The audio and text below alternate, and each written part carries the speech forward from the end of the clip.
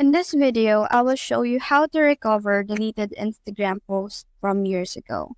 Unfortunately, if it's years ago, you can't really see it on archive or recently deleted.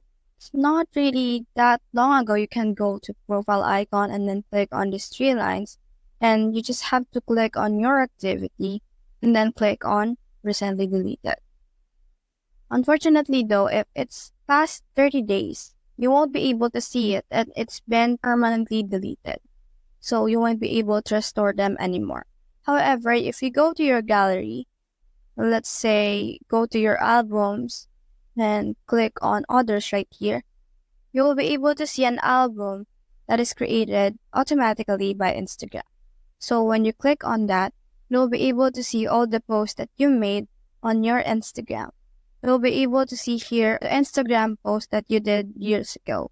And you just have to scroll here if you want to see a post that you have deleted from Instagram from years ago. So that's it. That's the whole process. If you have found this video helpful, please leave a like below and subscribe because it helps me reach more people. See you soon.